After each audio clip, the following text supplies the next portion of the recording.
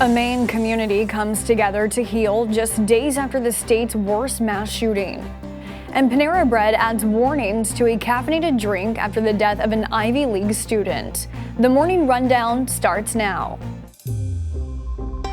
From the Straight Arrow News Studio, bringing the stories that matter to you from across the United States and around the world. This is the Morning Rundown.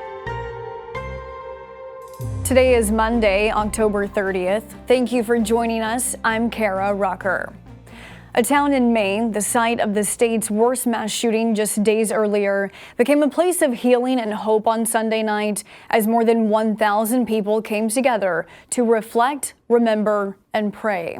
A vigil was held at the Basilica of Saints Peter and Paul in Lewiston, near where a gunman opened fire at a bowling alley and restaurant last Wednesday, killing 18 people and injuring 13 others.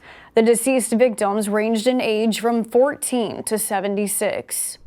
Leaders of various faiths spoke to the massive crowd on the resilience of the town of 40,000, with one reverend saying the community will not be defined by the tragedies and fear and anxiety will not dictate their future.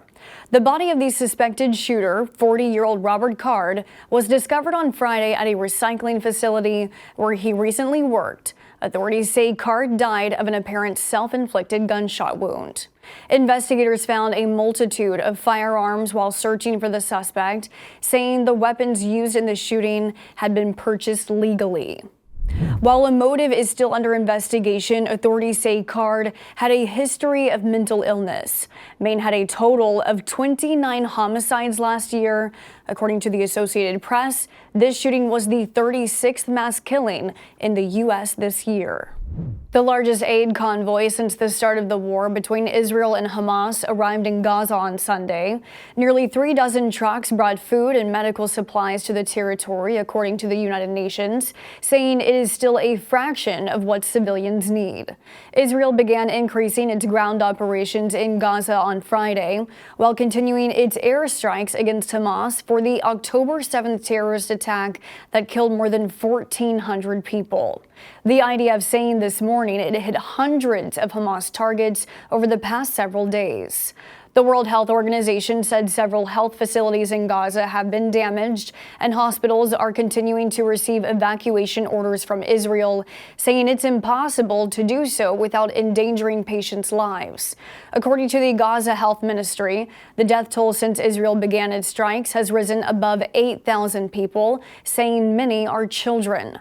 The White House said President Joe Biden spoke again to Israeli Prime Minister Benjamin Netanyahu on Sunday, reiterating that Israel has every right to defend its citizens from terrorism, while underscoring the need to, quote, do so in a manner consistent with international humanitarian law that prioritizes the protection of civilians. The United Auto Workers Union reached a tentative deal with Chrysler parent company Stellantis over the weekend, while widening its strike against General Motors. 44 days into the stand-up strike, 14,000 Stellantis workers on the picket line headed back to work.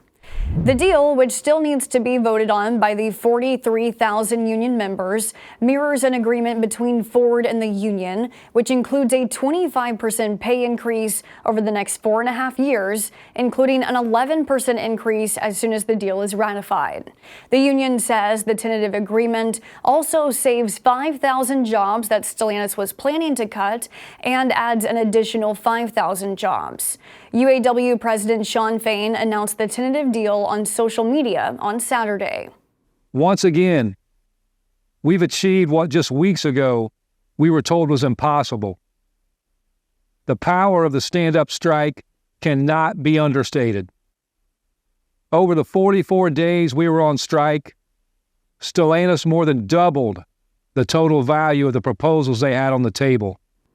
Hours after the Stellantis agreement, the union expanded its strike against General Motors, adding a walkout at a Tennessee plant, bringing the total number of GM workers on strike to roughly 18,000. In a statement, GM said it was disappointed in the UAW's call to expand its strike, adding that the company has bargained in good faith and it hopes to reach an agreement soon.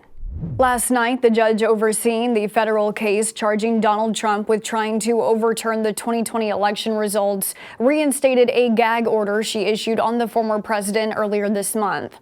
The order bars Trump, who has denied any wrongdoing in the case, from making public comments that target the special counsel, court staff, and witnesses. U.S. District Judge Tanya Chutkan imposed the order 2 weeks ago at the request of the Justice Department, but the former president quickly appealed, and the judge temporarily froze the order a few days later. She reinstated the gag order on Sunday after prosecutors cited recent social media comments by Trump about his former chief of staff, who is a likely witness in the case. Trump reacted to the gag order on social media, saying it is not constitutional. Last week, in a separate case in New York, Trump was fined $10,000 after that judge said he violated a gag order. Donald Trump is currently the Republican frontrunner for the 2024 presidential election. Over the weekend, the GOP field narrowed as his former Vice President Mike Pence dropped out of the race, saying, quote, "This is not my time." Panera Bread has announced it is updating its warnings online and in-store concerning its caffeinated lemonade beverage. The change comes after a lawsuit was filed by the family of a University of Pennsylvania student, Sarah Katz, last week. The suit alleged Katz, who had a heart condition, died after drinking Panera's charged lemonade last year. The drink contains 390 milligrams of caffeine. The FDA says 400 milligrams is the daily maximum amount of caffeine a healthy adult can safely consume. The suit claimed Panera failed to adequately warn its customers about the drink's ingredients. Panera telling NBC News, while the caffeine content of the lemonade was always listed in store out of an abundance of caution, the company has enhanced its disclosures for the beverage over the past several days. Now a warning reads to use the drink in moderation, and it's not recommended for children, pregnant or nursing women, or people sensitive to caffeine. Finally this morning, as negotiations between Hollywood actors and studios continued over the weekend to reach a deal to end the 109-day strike, both sides took a moment to remember a friend. Actor Matthew Perry died on Saturday in an apparent drowning in a hot tub at his home in Los Angeles, according to police. Authorities say there were no signs of foul play. Perry, who starred in the 90s NBC sitcom Friends, was 54 years old. Warner Brothers TV, which produced the series, said in a statement Matthew was an incredibly gifted actor and indelible part of the Warner Brothers television group. A post on SAG-AFTRA's Instagram account read his legacy of work on screen and of helping others off screen will live on. Union President Fran Drescher said, "We lost one of our brightest stars." Matthew Perry was a 7-time SAG Award nominee and won in 1996 for Outstanding Performance by an Ensemble Comedy Series for Friends. These are your top stories for this Monday. Be sure to subscribe to the Morning Rundown newsletter to get the top stories each weekday morning. Just go to san.com/rundown to sign up. Unbiased, straight facts, that's Straight Arrow News. We'll see you back here tomorrow. Until then, I'm Kara Rucker. Have a great day.